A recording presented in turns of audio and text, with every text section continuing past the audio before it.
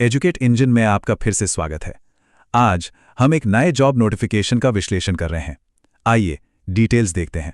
Railway recruitment 2026 के assistant loco pilot यानी ALP पद के लिए ये अल्टीमेट ब्लूप्रिंट है। भारतीय रेलवे में शामिल होने का ये एक बहुत ही शानदार मौका है, लेकिन इसकी चयन प्रक्रिया काफी जटिल और चुनौतीपूर्ण है। इस विश्लेषण के जरिए हम हर उस छोटी बड़ी बारीकी को डिकोड करेंगे जो एक सफल आवेदन के लिए बिल्कुल जरूरी है। चलिए आगे बढ़ते हैं और आज के एजेंडे पर एक नज़र डालते हैं। आज कुल 6 अहम बिंदुओं पर बात होगी। पहला, नोटिफिकेशन की डिटेल्स। दूसरा, सख्त पात्रता आवश्यकताएं। तीसरा, रिक्तियां और जोन के नियम। चौथा, 4 चरणों वाली परीक्षा का चक्रव्यूह। पांचवां, आवेदन और लाइव फोटो से जुड़े नियम। और अंत में छठा, फीस, रिजेक्शन और एक्शन प्लान। तो शुरुआत करते हैं पहले भाग से, नोटिफिकेशन की डिटेल्स। आइए बुनियादी बातों को समझते हैं। कोर 6 यानी 6 ऐसे सबसे अहम आंकड़े हैं जो हर कैंडिडेट के दिमाग में छप जाने चाहिए। पद का नाम है असिस्टेंट लोको पायलट। इस साल टोटल वैकेंसीज 11,127 हैं, जो कि सच में एक बहुत बड़ा नंबर है। सैलरी की बात करें तो ये 7वें वेतन आयोग के लेवल 2 के तहत आता है। इसका शुरुआती मूल वेतन 19,900 रुपए है। और याद रहे, इसमें भत्ते बाद में जुड़ेंगे। आयु सीमा की गणना 1 जुलाई 2026 के आधार पर होगी, जिसमें सामान्य वर्ग के लिए उम्र 18 से 30 वर्ष के बीच होनी चाहिए। हाँ, आरक्षित श्रेणियों को छूट जरूर मिलेगी, जैसे SC/ST के लिए 5 साल और OBC NCL के लिए 3 साल। और सबसे बड़ी बात, आवेदन की अंतिम तिथि 14 जून 2026 रात 23:59 बजे तक है। ये डेडलाइन एकदम पत्थर की लकीर है। आगे बढ़ते हैं हमारे दूसरे भाग की तरफ, सख्त पात्रता आवश्यकताएं। मेडिकल मानकों की बात करें तो रेलवे यहां बिल्कुल समझौता नहीं करता। A1 मेडिकल फिटनेस होना एकदम अनिवार्य है। जरा सोचिए, एक लोको पायलट पर लाखों यात्रियों की सुरक्षा की जिम्मेदारी होती है। इसीलिए बिना चश्मे के दूर की दृष्टि 6/6 और निकट की दृष्टि 0.6 होनी ही चाहिए। यहां एक अल्टीमेट डील ब्रेकर नियम है और वो है नो लासिक। अगर किसी ने भी अपनी आंखों की रोशनी ठीक करने के लिए लेसिक या कोई भी विजन करेक्शन सर्जरी करवाई है तो उसे तुरंत और स्थायी रूप से अयोग्य घोषित कर दिया जाएगा। साथ ही अंतिम एप्टीट्यूड टेस्ट के दिन एक नेत्र विशेषज्ञ और जनरल फिजिशियन द्वारा साइन किया हुआ self screening medical declaration form लाना बिल्कुल अनिवार्य है। अब आते हैं शैक्षणिक योग्यता पर। इस पद तक पहुंचने के लिए 4 वैलिड रास्ते हैं। पहला, 10वीं पास होने के साथ साथ फिटर या इलेक्ट्रीशियन जैसे विशिष्ट ट्रेड में ITI। दूसरा रास्ता, 10वीं के साथ निर्दिष्ट ट्रेड में कोर्स कंप्लीटेड एक्ट अप्रेंटिसशिप। तीसरा, मैकेनिकल, इलेक्ट्रिकल, इलेक्ट्रॉनिक्स या ऑटोमोबाइल में 3 साल का इंजीनियरिंग डिप्लोमा। और चौथा रास्ता है इन्हीं विषयों में इंजीनियरिंग की डिग्री। लेकिन रुकिए, यहां एक बहुत बड़ी चेतावनी है। जो कैंडिडेट्स अपनी फाइनल परीक्षा दे चुके हैं और सिर्फ रिजल्ट का इंतजार कर रहे हैं, वे आवेदन करने के लिए बिल्कुल भी पात्र नहीं हैं। आवेदन करते समय हाथ में फाइनल सर्टिफिकेट होना ही चाहिए।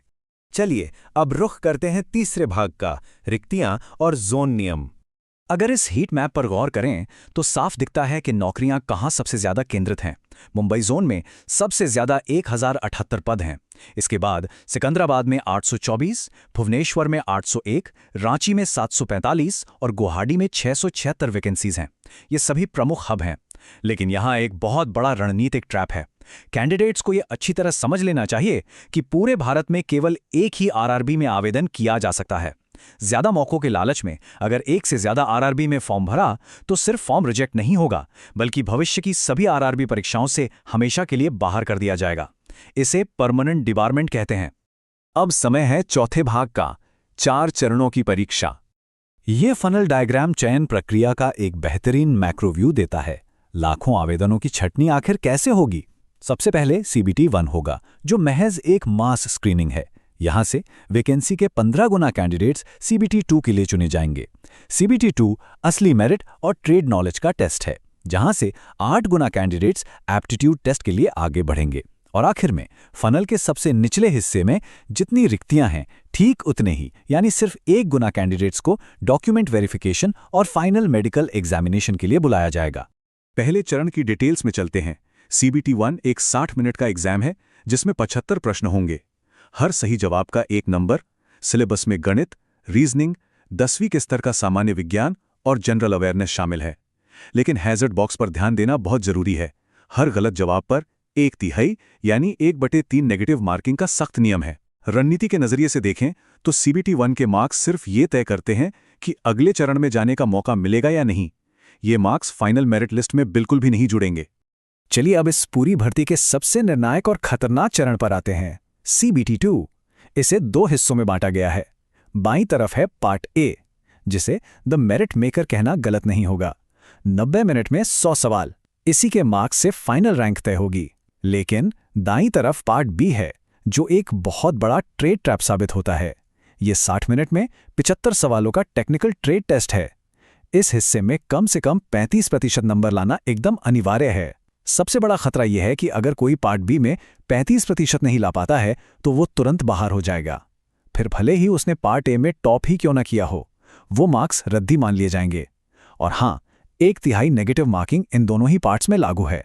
नेक्स्ट स्टेज है चरण 3 यानी मनोवैज्ञानिक मूल्यांकन या CBAT। इसे माइंड गेम भी कहते हैं।